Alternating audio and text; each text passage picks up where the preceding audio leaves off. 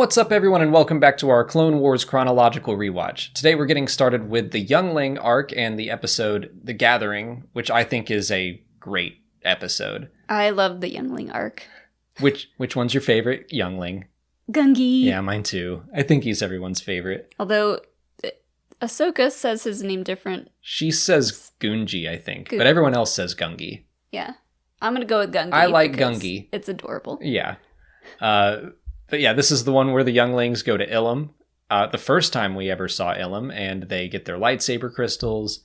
And this is I would call this arc pretty simple but effective. And that's because I believe George Lucas has talked about how he wanted this to be kind of a backdoor pilot. It was like a testing ground where these Younglings would get their own series, which they didn't follow through on, but I can kind of see that, where it was like kind of targeted to an even younger audience than the Clone Wars, because the people that started watching the Clone Wars when they were young in season 1 are now probably teenagers. Mm-hmm. So it was probably this idea that like George wanted to kind of keep a cycle of, I want to make sure that I have content for younger kids too. But yeah, I would have loved to see a series like about these Younglings, even if it were made for a younger audience. I think that would have been really cool. Yeah, and we do get to see them later on in season 5, so this isn't their only appearance, and that's fun. But yeah, this is basically like the little kid version of the Dark Side Cave on Dagobah. Like, I wouldn't call the Ilum Cave a Dark Side Cave, it's just like a Force Cave.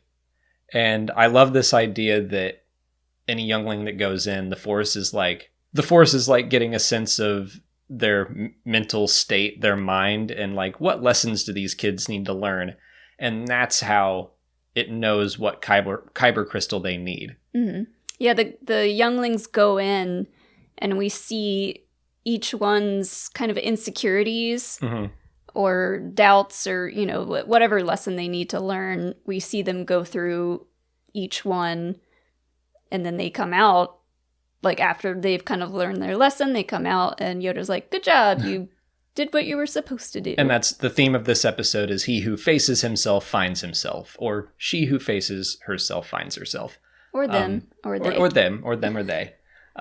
So they all go in, and let's see, like, Petro's the snotty one that is just, like, in it for himself. Petro's just like, I'm going to get my crystal first. And he goes in, and he comes back out, and Yoda's like, that ain't a kyber crystal, right, buddy. and he doesn't want to work as a team. Like, that's his lesson, is selflessness, because he doesn't find his crystal until he helps somebody. And Biff is like really straightforward, the Ithorian. He's just a scaredy cat. He like finds this. Biff. He finds this scary looking cave that it reminds me of Brave Little Toaster. Yeah, I was thinking the furnace from Home Alone. Yeah. But yeah, same idea. Yeah. Gungi's was like... His is just patience. Patience. Because, I don't know, there was like a frozen lake around... Well, it was a lake that needed to freeze. So he basically had to wait for the sun to go down. Okay, yeah. And then quickly get his crystal and get out. Gotcha.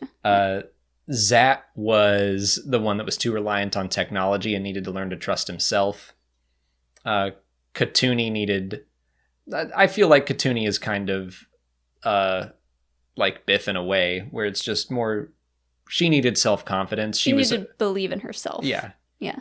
She was afraid that she couldn't like make the climb to get her crystal. And Gnodi was the one that just needed to have hope, because when she got separated, she started to think that all was lost and she couldn't do it on herself. So like a lot of these lessons are kind of the same.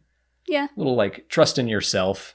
Yeah. It's a lot of lessons that you go through when you're that age. Mm-hmm. So the Force is just basically like being their little guidance counselor. Yeah. Well, I love that they go in, they get their crystal, and when they come out, they have learned a lesson that will make them better Jedi.